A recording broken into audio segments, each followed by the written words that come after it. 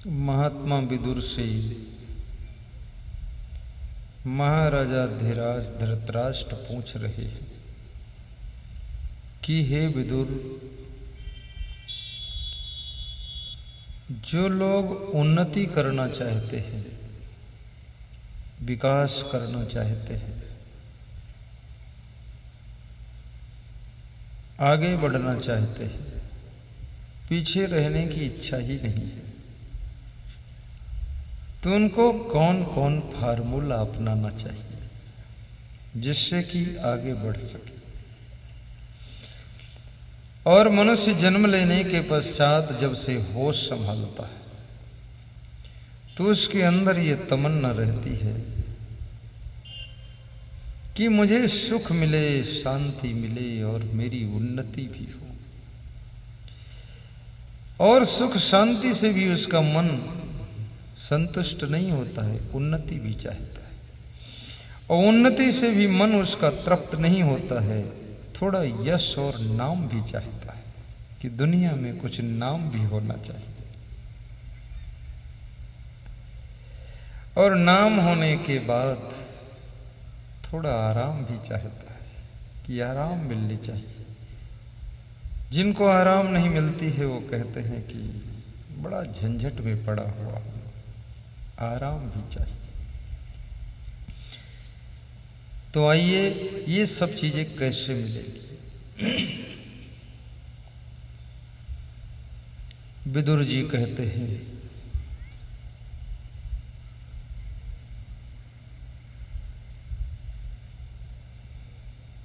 उद्योगम संयमोदाच्छम अप्रमादो धृति अस्मृति समिच्छा समारंभो विद्धि मूलम भविष्यतु। अर्थ बताना पड़ेगा कि अर्थ समझ गए आप? बताना पड़ेगा, ठीक है। बहुत लोग समझ भी गए हैं, फिर भी बता देना ठीक है, क्योंकि कुछ लोग इसमें संस्कृत के विद्वान बैठे हैं। और याद रखना, विद्वता हो न हो, कोई व्यक्ति कोई बात बोले तो उसमें आप सिर हिलाओ तो बोलने वाला समझ जाता है कि इसको सब मालूम है। आप सिर हिलाते रहो तो जान जाता है, हाँ ठीक मालूम है इसको।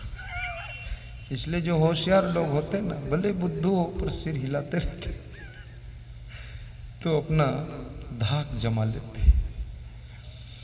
किसी गांव में एक महावत हाथी बेचने गया। हाथी में एक कमी थी। कमी तो जानवर में भी कुछ हो सकती है, आदमी में भी कोई ना कोई कमी रहती है। और कमी से जो पूरा पूरा मुक्त हो जाए वो तो इंसान के रूप में भगवान ही होता है। कमी है इसलिए हम इंसान हैं, और ज्यादा कमी हो जाए तो हम शैतान हैं, और पूरी कमी हो जाए तो हम राक्षस हैं, और थोड़ी कमी रहे तो इंसान हैं, और बिल्कुल कमी ना रहे तो इंसान के रूप में साक्षात हम भगवान हैं। भगवान। ये इतनी मरी मराई तालियां 3 दिन में हमको भी तुम निपटा दोगे।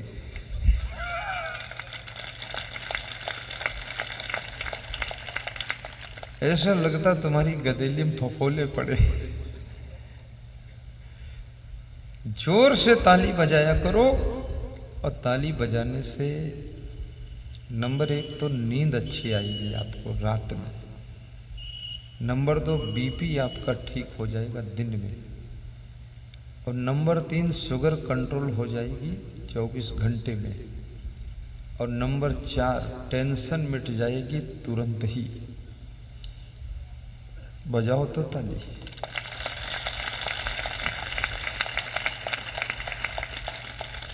और ये भी याद रखना, टेंशन अगर तादाद से ज्यादा है तो मैं कितना ही कहूं तुम बजाओ ताली, वो बजेगी ही नहीं। क्योंकि बहुत ज्यादा ही टेंशन में जो लोग होते हैं ना, उनको हंसी आती है न खुशी होती है न ताली वाली बजत। जब कोई ज्यादा हंसत है तो उसकी तरफ वो घूर कर देखत कि खीसे काढ़त हमारी हालत देखो का हो गई।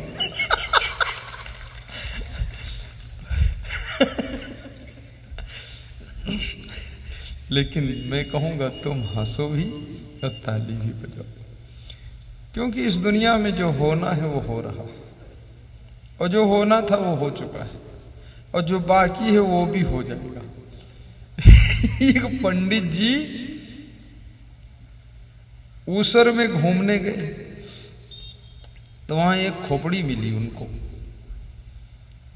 तो उस खोपड़ी को उठा कर लाए। उसमें लिखा हुआ था परदेश गमन ऊसर मरण अबहिं कुछ बाकी। तो खोपड़ी उठाए लाए और उस खोपड़ी को लाके पंडित, तो पंडित की आदत हो तो है कहो कुछ लिखा होगा पढ़त जरूर है। और मूर्ख की आदत है उसका चाहे जत्ता पढ़ाओ पढ़ाई न करी ध्यान ही नती। तो पंडित जी रोज खोपड़ी पढ़े, जब पूजा करें भगवान के उसके बाद खोपड़ी उठा के पढ़े कि परदेश गमन ऊसर मरण अबहिं कुछ बाकी। तो पंडिताइन का बहुत बुरा लगा कि मुर्दक खोपड़ी हिया लाइक घर में धरिनो मंदिर में पढ़त कि परदेश गमन, ये कोई श्लोक है रोज पढ़त परदेश गमन ऊसर मरण अबहिं कुछ बाकी। तो एक दिन पंडित जी दूसरे गांव में सत्यनारायण कथा करेंगे रहे। पंडिताइन वह खोपड़ी उठाइन और गाली में धरी के मुसरण कूट और सोरी के भारे में झोंक दी। जब पंडित कथा करके आए तो कहीं वह खोपड़ी कहाँ है, कहीं उका हम मुसरण कूट गाली में धर के और सोरी के भारे में झोंक आने। पंडित कहीं बस अर्थ यह रहे का कि यो आदमी कोई आवर है परदेश गमन करिस ऊसर मर गवा वही कुछ बाकी आ रहे मुसरण खोपड़ी कूटी नहीं गए। तो ऐसे कितने लोगों की बहुत मुसरन कुटाई भय है फिर भी डटे हैं कोई हटे नहीं। बहुत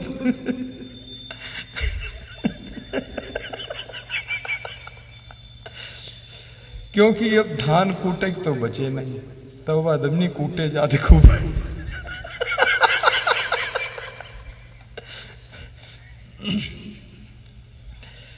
तो वो हाथी बेचने गया महावत, उस हाथी में एक कमी थी। तो अगर किसी के माल में कोई कमी है तो को घबराहट होती है कि खरीदने वाला अगर कमी जान गया तो हमारा माल बिकेगा। और फिर बेचने वाला ये भी सोचता है कि जल्दी बिक जाए, उसके माथे मढ़ दो निकलो ही से। तो जल्दी जल्दी सौदा कर दिया और रुपया गिने जाने लगे। एक आदमी ने हाथी खरीद लिया। आदमी की शौक होती, हाथी की शौक, घोड़ा की शौक, कुत्ते की शौक, बिल्ली की शौक, चूहा पालने की शौक, खरगोश पालने की शौक, तोता मैना पालने की शौक, कबूतर पालने की शौक, ये सब शौक है। लेकिन ये शौक तो शौक है, पर ऐसी शौक किसी में आ जाए कि तोता मैना कुत्ता बिल्ली पालने की शौक रखना तो आसान है, पर जिस दिन माता पिता को पालने की शौक लग जाएगी उसी दिन जीवन धन्य हो जाएगा।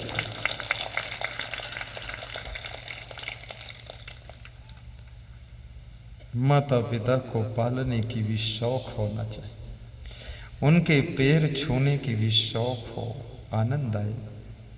जब तक पैर न छू लो ऐसा लगे कि कोई अध्याय बाकी रह गया हाथ। और याद रखना, माता पिता को तुम क्या दे सकते हो, गुरु को क्या दे सकते हो। ये तुम्हारा जो शरीर है ये भी तो तुम्हारे माता पिता ने ही अपने शरीर के द्वारा निर्मित किया है। ये शरीर भी तो तुम्हारा नहीं है, माँ के हड्डी मांस के पुतले के द्वारा माँ के पेट में ये शरीर विकसित हुआ है। ये शरीर भी तो उनका ही है। और मकान भी उन्होंने दिया, जमीन भी दिया, सामान भी दिया। और बचपन में जब तुम लाचार थे, असमर्थ थे, तुम्हारी सेवा भी बहुत किया। तुम्हें कंधे पर बिठाया, उंगली पकड़कर चलाया। तुम रूठ गए, तुमको मनाया। तुम नाराज हो गए, तुमको उठाकर फिर गले लगाया। तुमने टांगे खूब पटका तो तुम्हारी टांगे उठाकर पकड़कर सहलाया। और तुमने अपने माता पिता को मुक्कों से मारा, दाढ़ी नोची, बाल नोचे, फिर भी सह लिया। उन बेटों को मैं बताना चाहता हूँ कि तेरे पास में जो कुछ है सब उन्हीं की धरोहर है, उन्हीं का दिया हुआ है। और उन्हीं की धरोहर से उनके शरीर की सेवा करनी है। तो तू कुत्ते बिल्ली चूहों की सेवा कर लेता है। उन कुत्ते बिल्ली चूहों ने तुझको क्या दिया है? कुछ नहीं दिया है। लेकिन इस माता पिता ने जिसने सब कुछ दिया है उनकी सेवा में कतराता है। इनकी सेवा करने की भी शौक होनी चाहिए कि हम उनको पानी पिलाएंगे तो हमें आनंद आएगा। ऐसा होना। और माता पिता से भी कहूँगा, बचपन में आपका बच्चा बहुत गलतियाँ करता है, तुम सब सह लेते हो, गले लगा लेते हो, क्षमा कर देते हो। तुम्हारा बच्चा बड़ा हो जाए फिर कोई गलती करे तो भी क्षमा कर देना और गले लगाए रहना, उसको दूर मत करना।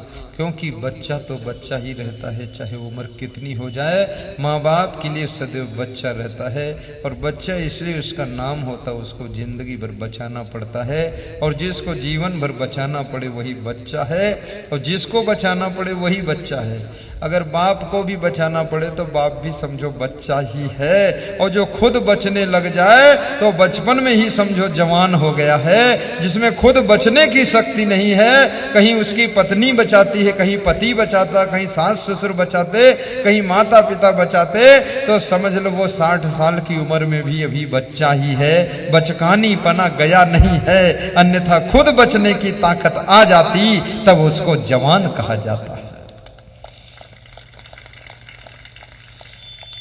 तो वो हाथी बेच रहा था। एक आदमी गांव से आया, जब रुपये गिने जा रहे थे उसी समय, तो आगे से झुक करके देखने लगा हाथी की ओर। फिर पीछे गया, पीछे से झुक कर देखा, फिर दाएं से झुक कर देखा, फिर बाएं से देखा।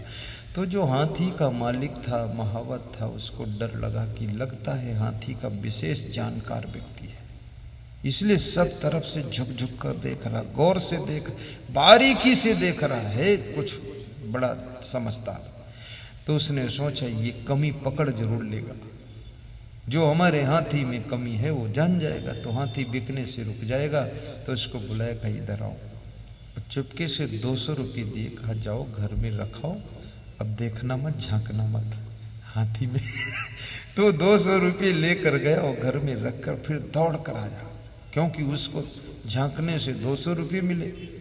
तो फिर झांकना शुरू किया, आगे से झुक कर देखे, पीछे से झुक कर देखे, दाएं से झुके, बाएं से झुके।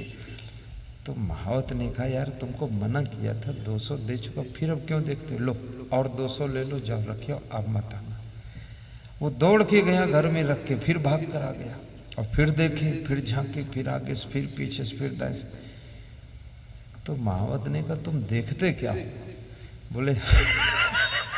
बोले हम ये देख रहे हैं कि आगे भी एक डंडा जैसा लटक रहा है और पीछे भी एक डंडा जैसा लटक रहा है। पीछे पूंछ लटकती हाथी की, आगे सूंड लटकती। तो उसको लगा दोनों डंडे जैसे कुछ लटक रहे। तो उसने कहा मैं झांक के ये देख रहा हूं, इसका मुंह किधर है, इधर है कि उधर है? तो महावत ने कहा रे बेवकूफ कहीं के, मुंह भी पता नहीं है तो 400 रुपया वापस ला, तू निकल यहां से। अब ऐसे ढंग से देखता था कि महावत को लगा बड़ा जानकार है, तो 400 रुपये दिया। भाइयों बहनों, ऐसे सत्संग में भी कुछ लोग बैठते हैं कि लगता है बड़े जानकार हैं, इस लोगों को मालूम कुछ भी नहीं है इसको। तो मैं श्लोक बोला क्या, उद्योगम संयमोदाच्छम अप्रमादो धृति अस्मृति। समेच्छिचा समारंभो विद्धि मूलम भवसितु। बहुत अच्छी व्याख्या सुनूंगा, अर्थ अभी नहीं बताऊंगा। क्यों नहीं बताऊंगा? क्योंकि अर्थ बताने के लिए 3 दिन शेष पड़े हैं। कुछ बाकी रखूंगा तो तुम कल आओगे, नहीं तो सब कुछ पा जाओगे तो लौट के नहीं आओगे। इसलिए ये वह श्लोक है जो महाराजा धीराज ने महात्मा विदुर से पूछा था कि उन्नति करने के फार्मूले कौन कौन है, सूत्र कौन कौन है। हर मनुष्य उन्नति करना चाहता है लेकिन उन्नति कर नहीं पाता है, तो वह कौन फार्मूला है जिससे मनुष्य विकास कर सकता है।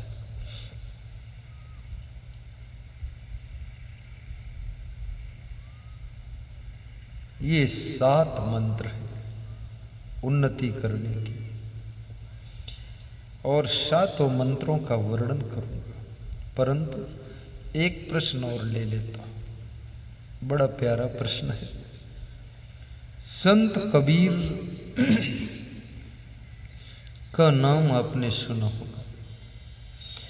कबीर के दोहे भी पाठ्यक्रम की पुस्तकों में आपने पढ़ा है। संजय दास कबीर के दोहे।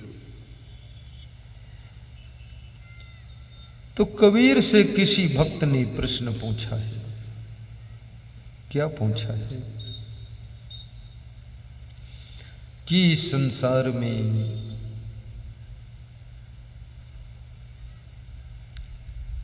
आपने क्या देखा है? ये दुनिया में तुमको क्या दिखाई दिया? ये दुनिया में है क्या? और इस दुनिया में जितने लोग हैं, करोड़ों लोग हैं, सबको अलग अलग दुनिया दिखती। दुनिया तो एक है, लेकिन एक दुनिया अनेक लोगों को बिलग बिलग दिखाई देती है। एक घर में रहने वाले अनेक सदस्य उस घर में बिलग बिलग अनुभूति करते हैं। एक मंडप के नीचे बैठे हुए हजारों लोग पृथक पृथक एहसास कर रहे हैं, पृथक पृथक दर्शन कर रहे हैं। कितने लोगों को केवल पंडाल का दर्शन हो रहा है, गुरु का दर्शन नहीं हो रहा। कितने लोगों को व्यास गादी पर रखा हुआ विशाल माला निर्मल कुंवर और उनकी पत्नी नीलम देवी के द्वारा पहनाया हुआ दिखाई दे। इस माला के बारे में सोच रहे, इतना बड़ा माला कौन लाया है? किसी को माइक दिख रहा है, किसी को मेरी पगड़ी दिख रही है, किसी को मेरी हंसी खुशी दिख रही है, किसी को मेरे शब्द सुनाई दे रहे हैं। और इन चीजों को भी लोग बिलग बिलग ढंग से देख रहे हैं। ऐसे ये जो संसार है, इसको देखने के लिए नजरिया बहुत बिलग बिलग है। एक लड़की आ रही है, उसको जब बहन की दृष्टि से देखते हो तो आपका मन पवित्र हो जाता है और उसकी रक्षा करने के लिए तुम खड़े हो जाते हो। जब उस लड़की को मौसी के रूप में देखते हो तो उसके पैर छूने का भी मन होता है, और जब उस लड़की में मां का रूप देखते हो तो उसके हाथ का थैला लेकर आगे चलने का मन होता है। और जब उसी बेटी में तुम वासना की दृष्टि से देखते हो तो तुम्हारा मन मलिन हो जाता है। याद रखना, वो बेटी तो वही है, लेकिन देखने वालों की दृष्टि बिलग बिलग है, और जो जैसी दृष्टि से देखता है उसको वहां वैसी उपलब्धि होती है। ये दुनिया तो वही है, इसको जिस ढंग से तुम देखते हो दुनिया का प्रभाव वही तुम्हारे ऊपर पड़ता है।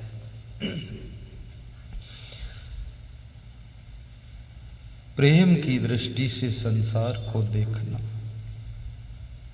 नफरत की दृष्टि से देखोगे तो क्रोध उबड़ेगा, प्रेम की दृष्टि से देखोगे तुम्हारे अंदर करुणा लहराने लगेगी, भाव की दृष्टि से देखोगे तो प्रेम में डूब जाओगे, और प्रभाव की दृष्टि से देखोगे तो अहंकार से भर जाओगे, और सुंदर स्वभाव से देखोगे तो आपका मन खुशियों से भर जाएगा।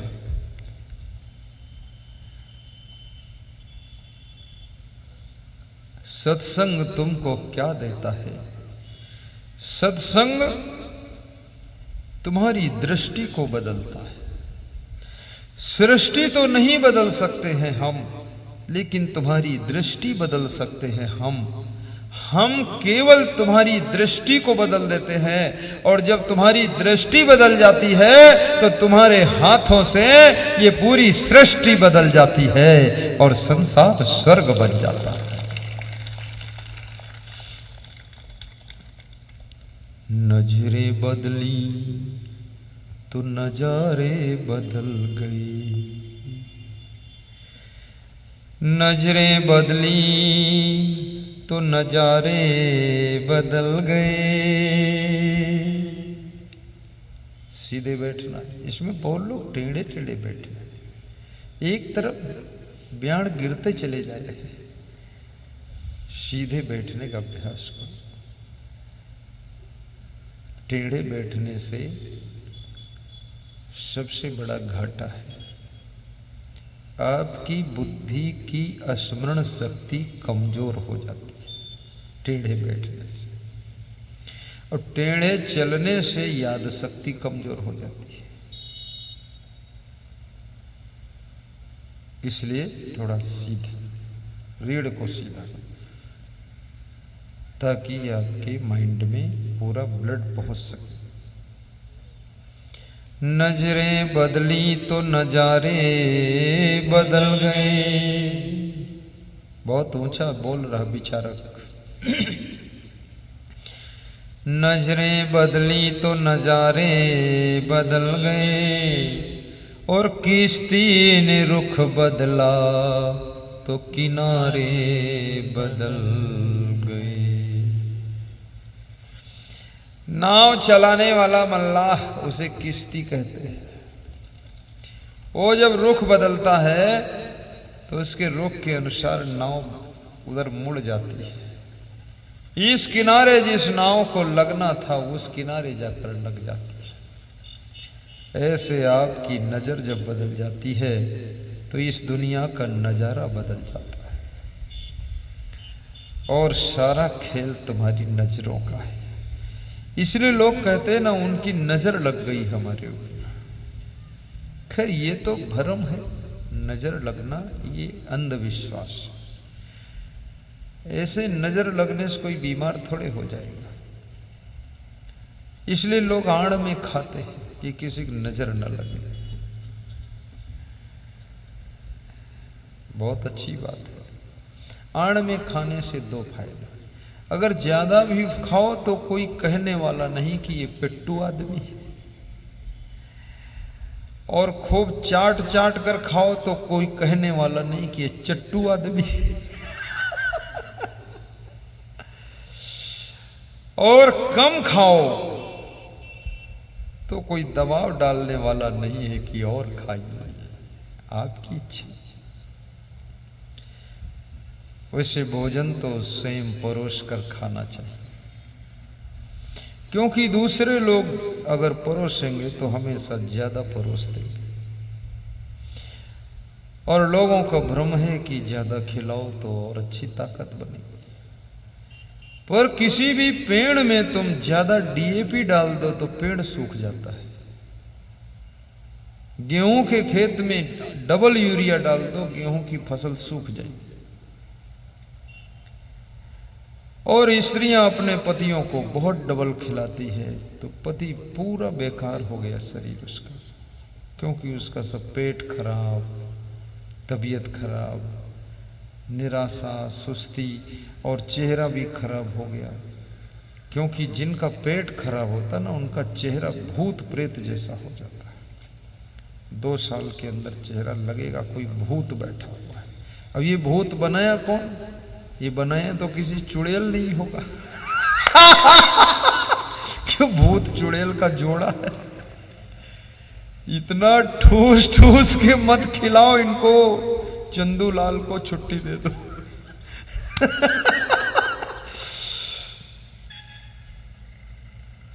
कम खाने से और गम खाने से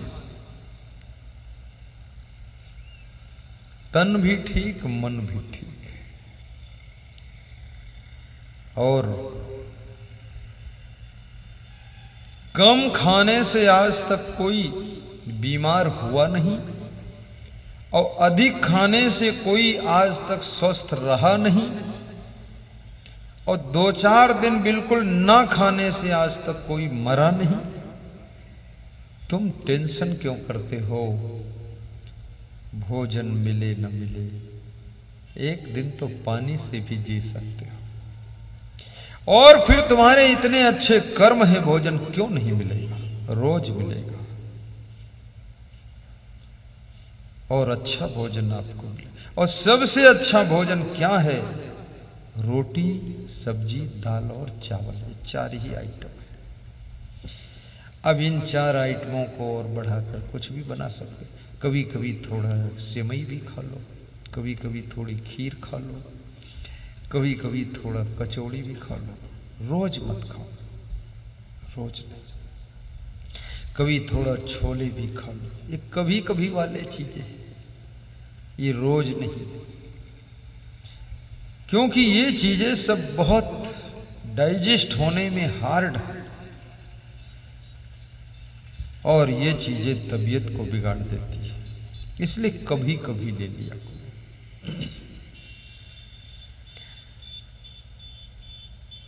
तो कबीर साहिब से पूछा गया कि संसार में तुमने क्या देखा है? देखिए कबीर का उत्तर आपको बता रहा हूं, बड़ा प्यारा उत्तर है। कबीर साहिब क्या कहते हैं? तन धरि सुखिया काहू न देखा। अब ये कबीर की दृष्टि देखिए, क्या देखा उन्होंने कि जितने लोग जन्म लिए हैं कोई सुखी नहीं है, कोई ना कोई दुख लगा हुआ है। शरीर की बीमारी का दुख है, परिवार से दुख है, गरीबी का दुख है, पड़ोसी का दुख है, रिश्तेदारों से दुख है, दामाद का दुख है, बेटे नहीं पैदा हुए वो दुख है, बेटों का विवाह नहीं हुआ वो दुख है। कोई घर में दारू पीता है तो दुख है। दारू पीने वाले को कोई दुख नहीं, लेकिन जो नहीं पीते उनको बहुत दुख है।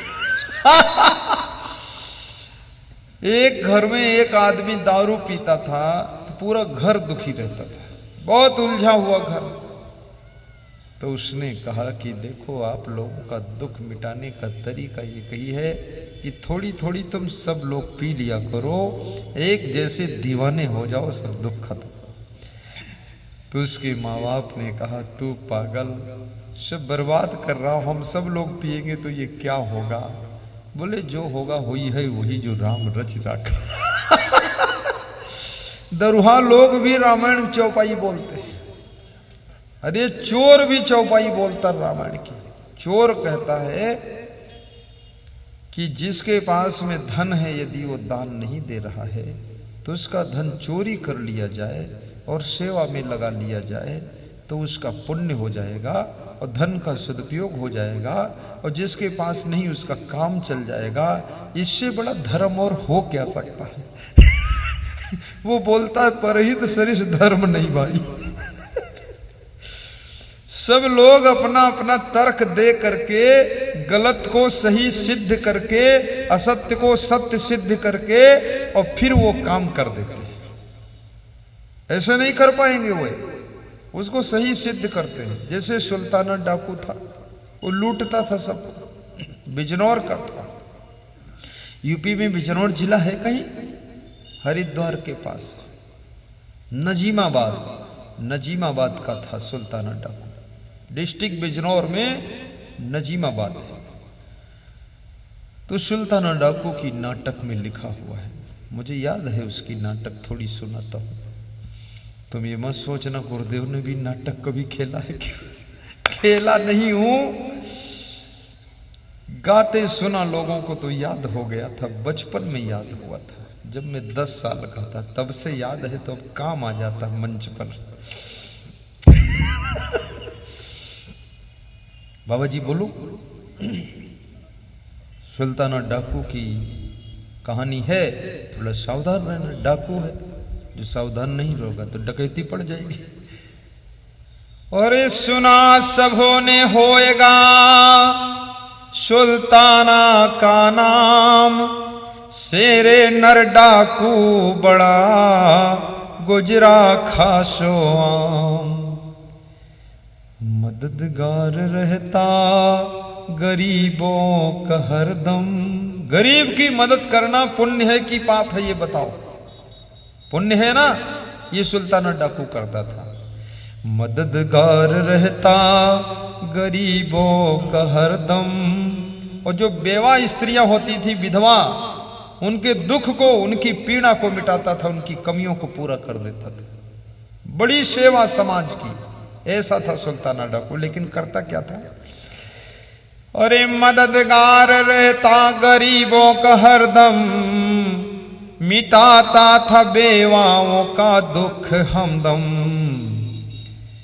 अमीरों का धन लूटता था हमेशा, अमीरों का धन गरीब को नहीं लूटता था। और लूट के करता क्या था? उसका तर्क था कि ये करना है। अमीरों का धन लूटता था हमेशा, और गरीबों के खातिर बनाया था पैसा। लूटने का पैसा बनाया था कि अमीर से लूट के गरीबों में बांट दो। और कहता था ये बहुत बड़ा पुण्य है। लेकिन ये पुण्य नहीं है। अगर अमीर से लूटकर गरीब में बांट दोगे तो अमीर जो था वो भी गरीब हो गया। और इस गरीब के पास में सद्बुद्धि और संस्कार नहीं है। ये आलसी है इसलिए गरीब है, ये फिजूल खर्ची करता है इसलिए गरीब है, ये दिन रात सोता है इसलिए गरीब है, ये बीड़ी सिगरेट दारू पीता है इसलिए गरीब है, ये आपस में घर में कलेश लड़ाई करता है इसलिए गरीब है। इसको पैसे दे देने से गरीबी नहीं मिटेगी, इसकी बुराइयों को दूर करने से ये खुद ही अमीर हो जाएगा। इसको सत्संग से जोड़िए।